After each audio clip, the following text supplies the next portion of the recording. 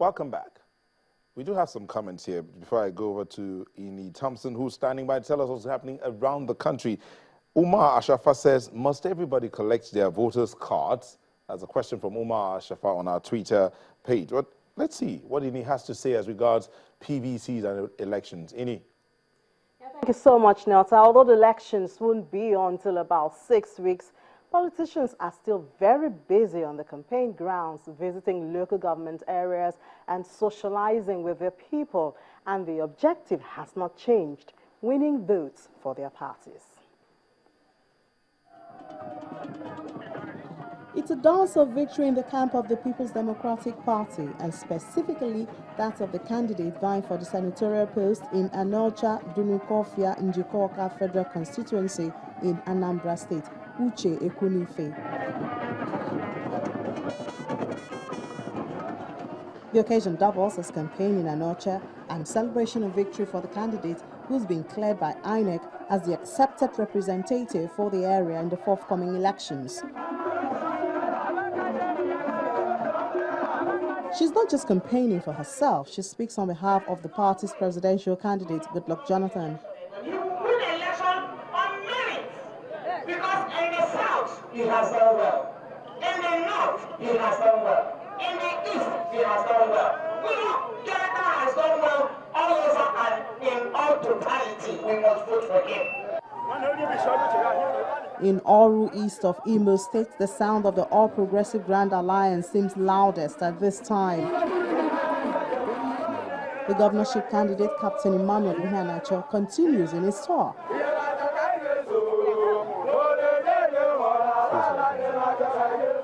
It's a venue to meet his people, the men as well as the women.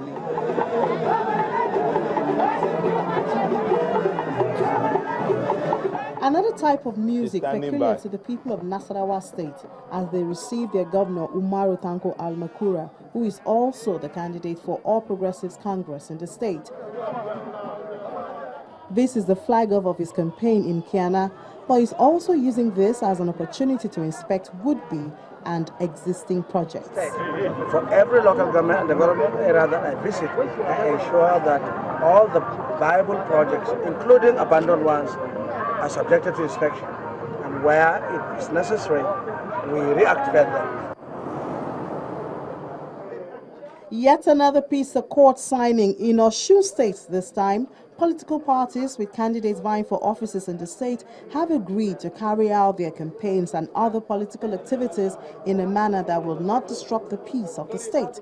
They make this promise under the watchful eyes of the police force. There's nothing like peace. This country must have peace in this country.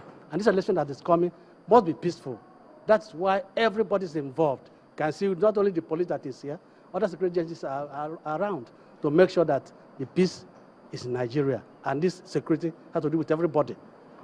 More peace paths are expected as electoral activities increase, and it's all towards free, fair, and non-violent elections. On peace we stand, and that's where we take a pause on campaign roundup for tonight. Back to you, Nelta. Thank you, Eni Thompson. Now, when we talk about internally displaced persons, it did not begin today. There was a group that has been internally displaced for quite a while. Those are the Bakassi people. We'll flip over now to speak with their, as to say, the natural leader, Senator Florence Itagiwa, who joins us in the studio.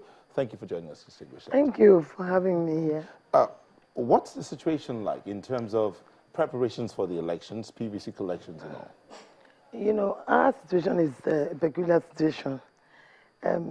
If the election is to hold tomorrow, then as usual, you know, Bakassi will be almost 80% disenfranchised. And, you know, we are very, very nervous about that because it happened to us in 2011. We couldn't vote. It's most unfortunate because almost 70% of Bakassi, you know, the riverine, moved back to Cameroon, you know, because they were not resettled and they have nothing to do. And those are fishermen that would not go and stay in refugee camp. Fortunately, some kind of cordiality has been established with Cameroon.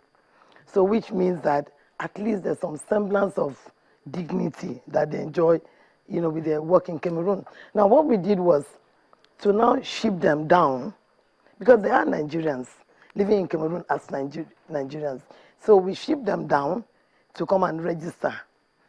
Unfortunately, at the time that they were supposed to come back to collect their PVCs, that was when, remember, we had the Ebola problem, which meant that borders were closed and they couldn't come out. Now, borders have reopened and they just started coming back. And you know how the terrain is.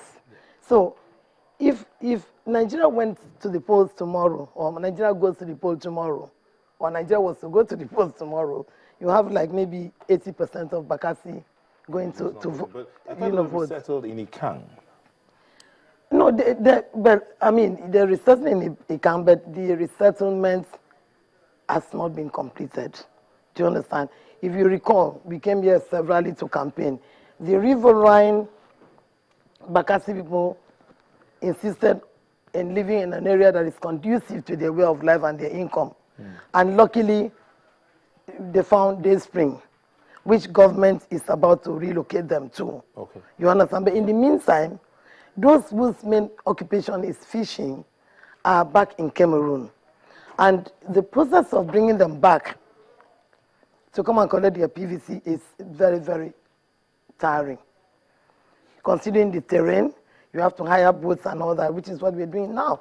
And again, even INEC, we're not ready with the PVC. So now they're trying their best. INEC is actually making an effort, to get PVC for them to be brought back. The full process will start like next week. So in your opinion, the postponement is a plus for the Absolutely. people of Bakassi? I've said that, it's like, and God is answering our prayers, because we didn't want to be disenfranchised. Like I keep saying, if you go to if Nigeria was to go to the polls tomorrow, 70% of Bakassi will not be able to vote because they don't have their PVC. There are some politicians who would ask the question. I know you don't play your politics outside of Cross River State. That's your area. Absolutely. So, but there are some who will say, of what significant difference would there be if they do not vote? No, I mean, I am a political leader in this country with all sense of modesty. Do you understand me? And for a politician, one vote means a lot. You can lose election by, 10, 20 votes. So everybody needs to vote. Everybody needs to have that PVC. And Bakassi people are Nigerians. They need to have that PVC. They need to cross to Day Spring to go and vote because they were registered in Day Spring.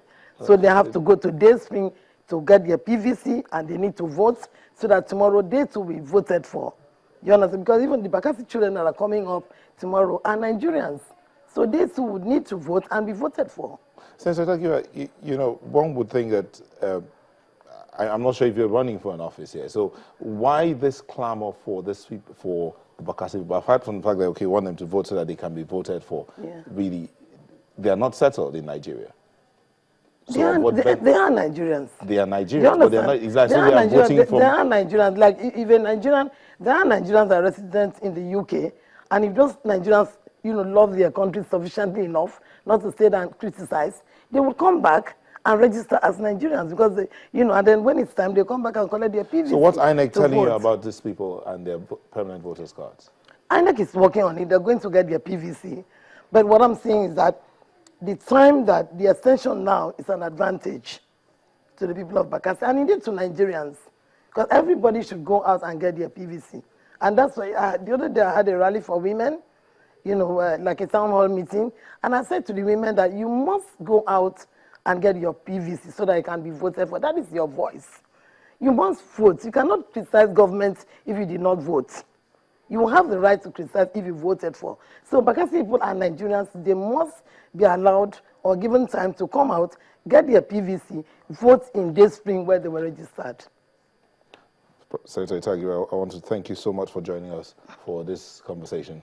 Thank you so much for joining us. Senator Florence Itagiwa was a former senator of the National Assembly of the Federal Republic of Nigeria. Senator for life, a natural leader of the Bakassi people in Cross River State. And as she says, they are Nigerians living in Cameroon. Thank you so much for joining us. Thank you. Thank you for having me. God bless you. You have been fantastic people, letting us be a part of your evening. Let's see if we can take one or two comments. Abu Siddiq says, Nigerians are now losing momentum to vote, which is the aim of postponement. PVC collection will remain low. But as Senator Itagiwa says, we need to go out there and collect your permanent voters' cards. That is your voice. Philip David says, how would the APC run the Nigerian economy since they said the current administration is full of corruption? That's Philip David asking a question. I'm afraid that's much. Unemployed graduate says, Nigeria has a long way to go in choosing right candidates. Atumba is the right candidate for our senator. Well, this is a platform for campaign. I want to thank you so much again for letting us be a part of your evening too. We'll bring you another edition of the program, same time tomorrow, 8 p.m.